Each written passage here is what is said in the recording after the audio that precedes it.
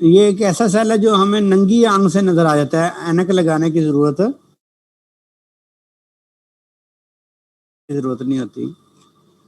तो इसके अंदर जो जिसे हम जर्दी कहते हैं ना, जर्द रंग की जो होती है, वो न्यूक्लियस होता है। उसके अंदर जो जेनेटिक मटेरियल होता है, उसके अंदर आरएनए, डीएनए शामिल होता है। अब न्यूक्लिक एसिड बेसिक है, ये बता देता हूँ। प्यूरिन है, पायरिमिडीन है, न्यूक्लियोटाइड्स हैं, structure and function of DNA है, आरएनए की टाइप्स हैं, आरएनए और डीएनए की हाइड्रोलिसिस है, डिटर्मिनेशन ऑफ ओलिगोसैकेराइड्स हैं। ये तमाम की तमाम चीज़ें हम इसमें पढ़ेंगे।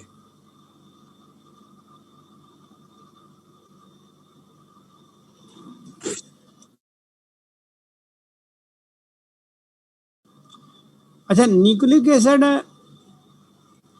की इम्पोर्टेंस, हिस्ट्री और कंपोजिशन, स्ट्रक्चर, ये हम इन डिटेल से पढ़ेंगे। हिस्ट्री इतने डिटेल से नहीं पढ़ेंगे क्योंकि हिस्ट्री आपके रिलेटेड नहीं है। इम्पोर्टेंस क्या है न्यूक्लिक एसिड पढ़ने की, क्योंकि इम्पोर्टेंस किसी भी चीज़ के यूज़ की वजह से होती है। जैसा उसका यूज़ होता है उसकी उतनी इम्पोर्टेंस होती है।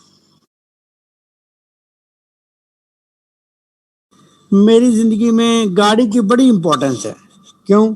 गाड़ी का यूज़ बड़ा है, मुझे गाड़ी अच्छी लगती है, फेवरेट है मेरी।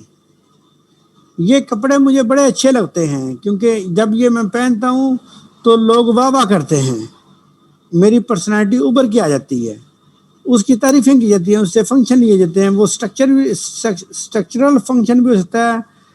और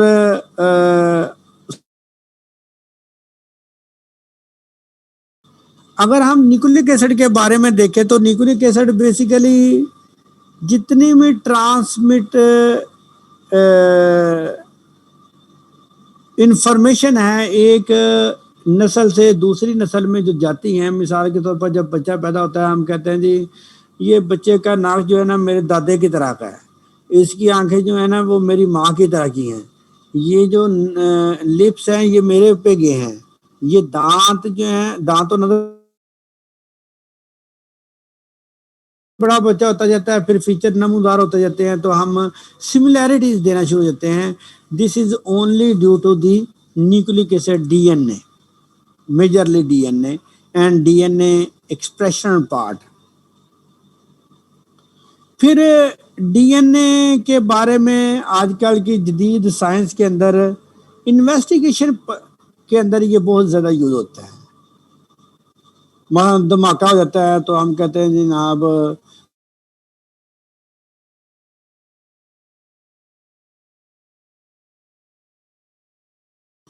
वहाँ से डीएनए सोलेट करके आप किसी भी फैमिली के साथ उसे मैच करें और ये पता चल जाता है कि ये किस फैमिली से बिलोंग करता है।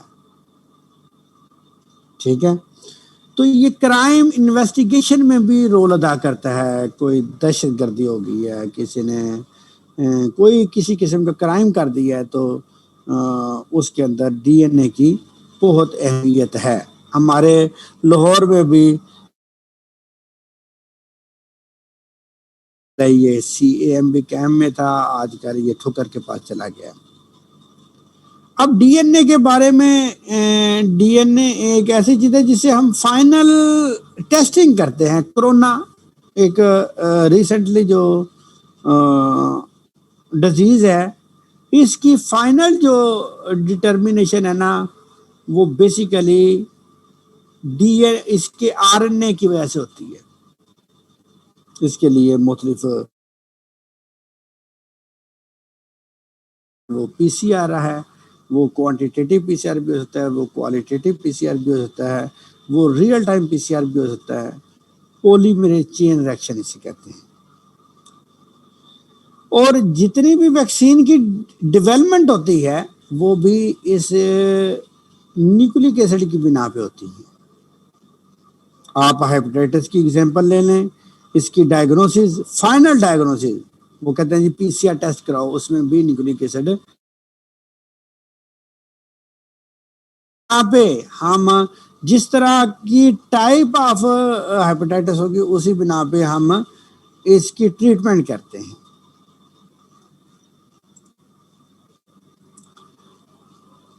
हमारे जो हार्मोन्स हैं वो सारे डीएनए बेस्ड होते हैं। इंसुलिन डीएनए से बनता है, ग्लूकागोन डीएनए से बनता है, सोमाटोस्टेटिन डीएनए से बनता है। अब जितनी भी हमारे अंदर डिजीज होती हैं वो डीएनए बेस्ड होती हैं।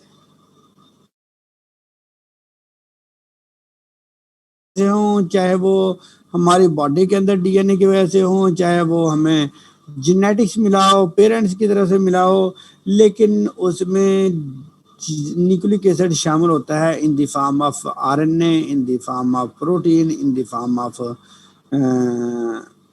डीएनए। अब इस डीएनए की बेस पे हम फिर जीन थेरेपी करते हैं, जो कि अभी इतनी मकबूल नहीं हुई। This is very expensive. अभी ये इस तरह नहीं हुई जिस तरह हम पैनाडोल की गोली खा लेते हैं। डीएनए की वजह से बेसिकली हमारे जिस्म में जितने भी जितने भी कैरेक्टर नुमा होते हैं उसकी डिटर्मिनेशन की जा सकती है। न्यूक्लिक एसिड की बिना पे हम बैक्टीरिया की डिटर्मिनेशन करते हैं, ये फलां टाइप का बैक्टीरिया है, ये इस की डिटर्मिनेशन कर सकते हैं। प्लांट को डिटर्मिन कर सकते हैं। हमारे पास डीएनए हो तो हम बता सकते हैं कि this is belong to which species. और आजकल जितने ट्रांसजेनिक प्लांट बने हैं जी, ये आजकल नया आम आया, ये बहुत मीठा होता है, ये खट्टा होता ही नहीं है। तो अपनी मर्जी के हम कैरेक्टर किसी चीज में डाल सकते हैं इस न्यूक्लिक एसिड की। इसकी इंपॉर्टेंस को देखने के बाद टोली जो थी वो बनी, भेड़ बनी डीएनए की बेस पे। हम सिमिलर एनिमल बना सकते हैं बिल्कुल, जो बिल्कुल एक जैसे हैं। तो this is the significance of nucleic acid. वो डीएनए की बेस भी होती है, आरएनए की बेस भी होती है, और उससे जो प्रोटीन बनती है उसकी बेस भी होती है। अगर बच्चों हम देख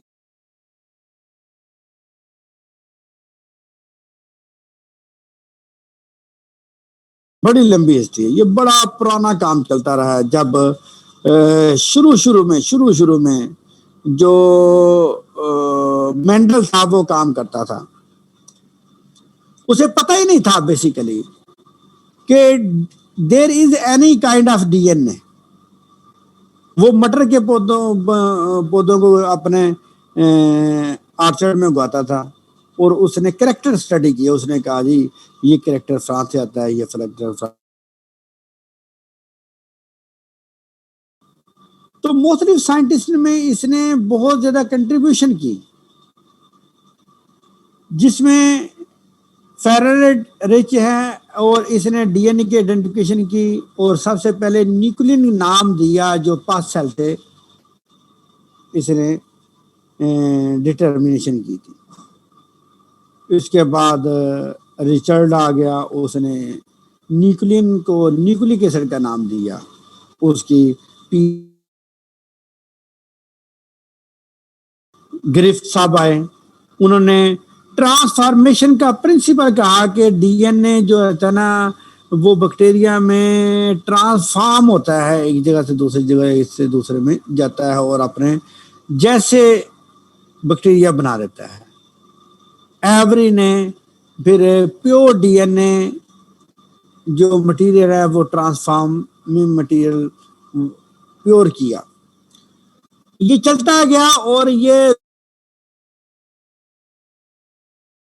स्ट्रक्चर को बेसिकली बना दिया, दिखा दिया, जो कि आजकल के एडवांस स्ट्रक्चर के बिल्कुल आइन मुताबिक है।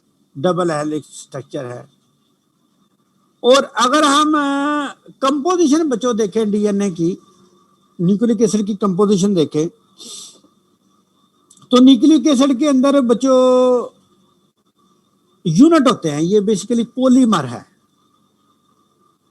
Nucleic acid is a polymer वाली चीज है। This is the kind of the polymer.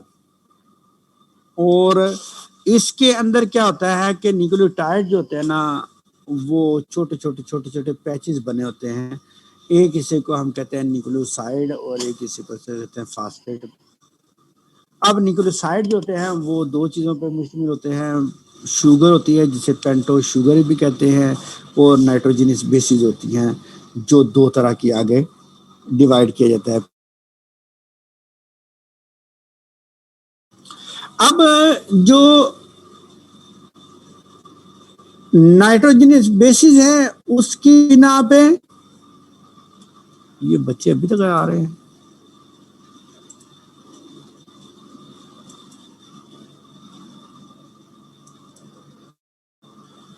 Nitrogenous bases बच्चों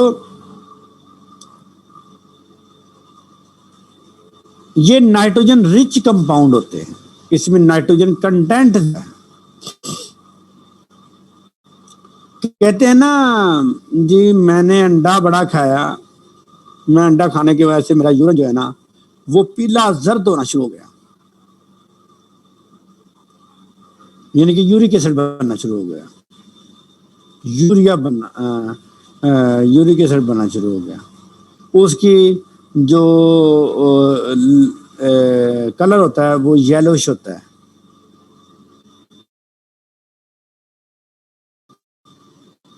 जितने अंडे की जर्दी ज्यादा खाएंगे तो उतने ये नाइट्रोजीनियस बेसिस जो होती है ना वो डिग्रेड होती हैं, उनकी अब्जॉर्प्शन होती है, कुछ डिग्रेडेशन होती है, और अल्टीमेटली ये हम फीसिस के थ्रू या यूरिन के थ्रू निकालते हैं। जो हमारे जिस्म में चले जाते हैं वो यूरिन के जरिए निकालते हैं। तो जितना ज्यादा ये हम खाएंगे उतना ज्यादा यूरिन येलोइश होगा। और हम जो चीज बच्चे खाते हैं, जो चीज मूंगफली खा लें, चाहे हम पत्ते खा लें, प्लांट खा लें, दरख्त खा लें, एवरीथिंग हैज अ सेल जो लिविंग से निकली है, और every cell contain nucleic acid. तो हम तसव्वुर करें रोजाना कितना न्यूक्लिक एसिड खाते हैं और वो जाता कहाँ पे है, डिग्रेड होता है, यूरिन की तरफ से निकलता है। अब उसके अंदर या हम प्रोटीन ज्यादा खा लें फिर भी यूरिन पीला हो जाता है। उसकी वजह यह है नाइट्रोजन उसमें भी मेन इंग्रेडिएंट है प्रोटीन के अंदर, अमाइनो एसिड के अंदर। और अगर हम शुगर की बात करें तो शुगर दो तरह की होती है, एक डीऑक्सी होती है, एक ऑक्सी होती है। सेकंड कार्बन के ऊपर उसका OH और सॉरी ऑक्सीजन की प्रेजेंस और एब्सेंस पे हम उसे DNA और RNA में कन्वर्ट करते हैं। DNA and RNA is the presence and absence of the oxygen only. अगर हम दूसरा फर्क देखेंगे जी, प्यूरिन और पायरिमिडीन का भी फर्क होता है। अगर आप लोगों ने ये पढ़ा होगा, प्यूरिन और पायरिमिडीन का फर्क होता है, बिल्कुल फर्क होता है जी, लेकिन this is not the major difference. The major difference on the base of that difference we call this is DNA and this is the RNA, that is only oxygen present and absent. अब अगर हम देखें तो purine basis दो तरह की होती हैं। जितना छोटा नाम होता है उतना बड़ा स्ट्रक्चर होता है, जितना बड़ा नाम होता है उतना छोटा स्ट्रक्चर होता है। प्यूरिन डबल रिंग कंपाउंड है और पायरिमिडीन सिंगल रिंग है, लेकिन नाइट्रोजन बेसिक इंग्रेडिएंट है। तो देखें उसमें एडेनिन है, गुआनिन है, adenine and guanine. They also involve in the energy. They also involve in the energy production, polymerization, and synthesis of RNA and DNA. अब अगर हम पायरिमिडीन देखें तो पायरिमिडीन साइटोसिन है, यूरासिल है, थायमिन है, लेकिन यहाँ पे थोड़ी सी ऑप्शन होती है कि थायमिन जो होता है ना वो सिर्फ डीएनए के अंदर, ज्यादातर डीएनए के अंदर पाया जाता है, और यूरासिल ज्यादातर आरएनए के अंदर पाया जाता है। लेकिन कुछ ऐसे मेंबर भी मिलते हैं जिसमें डीएनए के अंदर यूरासिल प्रेजेंट हो। This is possible. This is why this is not the major difference. Major difference is only present and absent. ये राइबोस शुगर है, इसमें ऑक्सीजनेटेड है, ये डीऑक्सीजनेटेड राइबोस शुगर है, और ये फास्फेट ग्रुप है। यहीं तक हम इसे पढ़ेंगे। इसके बाद जो डिटेल से है वो ये थोड़ा सा इंट्रोडक्शन है, न्यूक्लिक एसिड क्या होता है, उसमें कौन कौन सी चीज़ें होती हैं, किस तरह उसकी हिस्ट्री थी। ये आज हमारा लेक्चर है। इंशाल्लाह नेक्स्ट लेक्चर में हम थारोली इसे पढ़ेंगे। होपफुली